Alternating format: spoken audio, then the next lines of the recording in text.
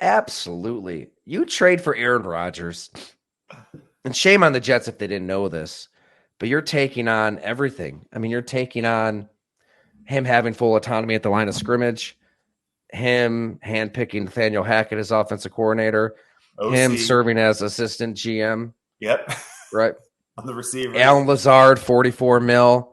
I did the Cobb. math on that in the story today. Apologies if people already read this, but here's your stat of the day on Lazard, Jim. He has earned $478,000 to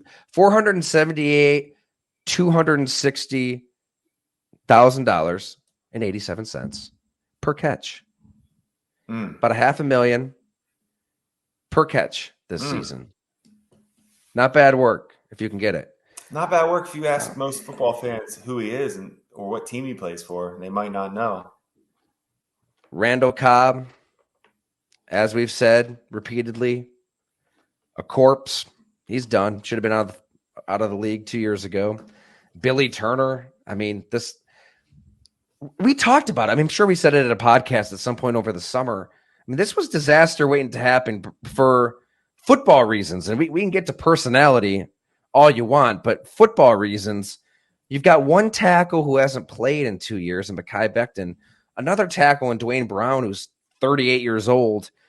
Aaron Rodgers was very, very stationary in 2022 and ornery and set in his ways and wanting to pat the ball, keep plays alive, improvise, not necessarily throw on time, in rhythm. From a pure football standpoint, it was disaster waiting to happen.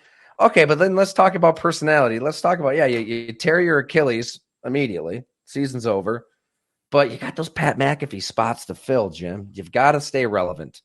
It's very, very important to Aaron Rodgers to remain in the headlines, to have everybody thinking about him, talking about him. That's kind of the foundation of importance, it seems, if we're going to judge him on his actions. So, yeah, we hear media, right? He's working those friends, those sources himself, I'm sure, that this is the most remarkable recovery the world has ever seen from a torn Achilles. And I forget the name of the surgery he had exactly, but it has been around for a few years. It's not like it was just created out of thin air. And even then, there were experts saying, like, he can't return this soon. And if he does, like, shame on the Jets, because then you're really leaving yourself open to tearing that thing again. Like, you just need to let it heal. That's the only thing you can really do. Let it heal for X amount of months. But no, there he is throwing the ball around in pregame and that's what I was setting those deadlines. I'm going to be back at this point and back at that point. It's narcissism. Taylor Swift highlights of her walking through the tunnel or her in the suite more than I would Aaron Rodgers pregame warm-ups from the greatest recovery ever. I'm over that. Like, over that Aaron Rodgers thing, the Achilles thing. You've said it before. You put me onto it years ago. I had no idea, but I've seen it play out. Everything you said. That to me was all about him. Like, that whole, like you always said, like, there's no way he was really coming back from that. No, and it was timed up beautifully. I mean, the moment the Jets are mathematically eliminated from the playoffs, he's done. But even then, they had to kind of work in that, he's getting a roster spot to practice angle, like he really could have played if he really wanted to play, whatever. And I mean, it is narcissism, and it's you do see this out of star players, but not to this extreme. And it's not the first time. It's not the last time. I'm sure there'll be the sit down with Aaron Andrews. It'll be emotional. I'm sure there'll be another round of documentaries and ESPN specials and takeout stories, and Jets fans will get all excited again. Sounds like Saleh and Douglas. They're secure. How pathetic do they look? I mean, it's just like you're kowtowing to this guy at every turn. And look, I've had a couple people say, how can you're so harsh on Aaron Rodgers, and I guess Sean McDermott is getting lumped in that.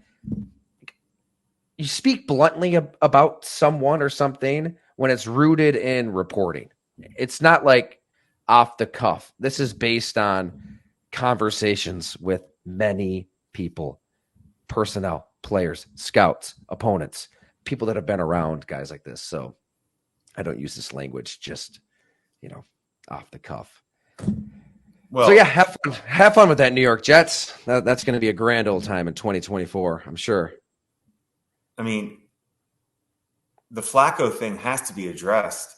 Like I'm saying in the front, behind closed doors for the Jets. How does that happen? Like, how is he in your conference right now? He pumped life into the Cleveland Browns.